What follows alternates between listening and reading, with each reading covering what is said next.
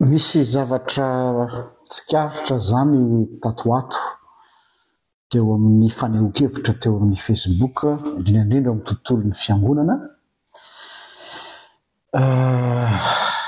Hitantsika iny ny toriteny nataon'ny pasteur docteur Rantsaka Olivier tany Akaramalaza izay nireleyena page Facebook maromaro ary azo lazaina hoe ny secoué mihitsy ny opinion publique dia zao ndray zao i pastora Mamirina tany ihany koa fa zao izy vao tena misy manaparitaka. Ny tiako tenenina hoe misy phénomène zany am'izao fotoana zao hoe conscientisation hoe fotoana zao izay hitsanganany izay mahatsiaro manana vocation hanambara ny fahamarinana ary hitondra ny fahoriana sy ny fitarainany vahoaka. Ny fangatahana ho atsika dia zao mba tsy ho ao misehatra anaty rindrina efatry ny fiangonana ihany no asa iatsika miteny fa occasion zao ivoatsika ivelany am'izay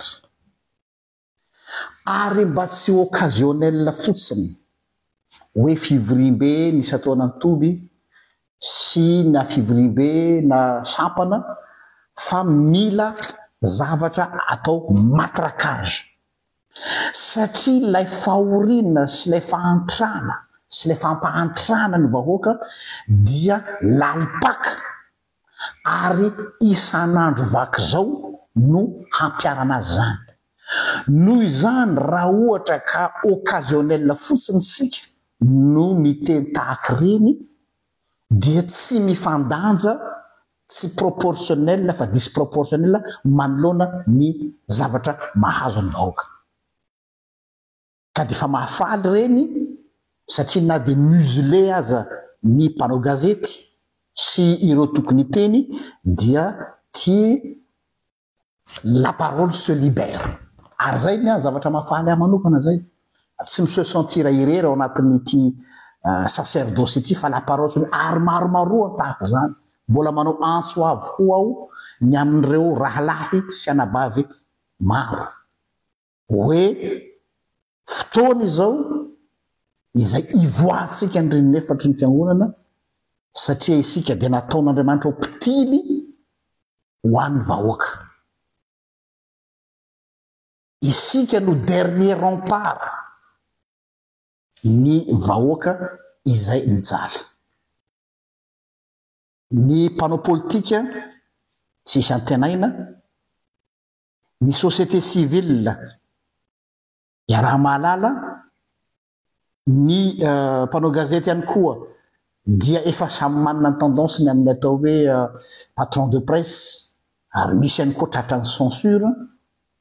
Noho izany raha ny fiparitahantsika fiangonana manerana ny firenena izay satellite miparitaka hatrany ambanivohitra ka hatrany andrenivohitra no isika azo lazaina hoe force ngeza be inestimable mihitsy.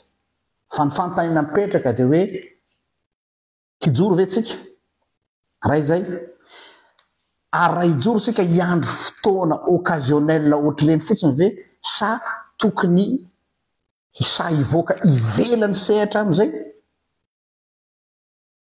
ary tsy kindraindray fa mba tsy lazako isan'andro satria combat isan'andro ny ady amin'ny fampahantrana sy ny fampahoriana. Zay no mahatonga amin'ny teny hoe ilaina ny fréquence ary ny fivoahana ivelan'ny cadre ny fiangonana am'izay raha tiatsika ny hisiany proportionnalité eo amin'ny zavatra mahanjo ny firenena sy ny vahoaka sy ny fitondrantsika ny feo ho an'ny vahoaka. Zay zany no afatra ka dia mampirisika atsika mpanompon'Andriamanitra ary efa misaotra sahady ho anareo zay efa nanao zany ary mbola manatena fa hanoy zany sy ireo zay mbola misalasala mbola fampirisina ihany koa zao video zao zay ary fa dia samita in'Andriamanitra tsika rehetra ndray tompoko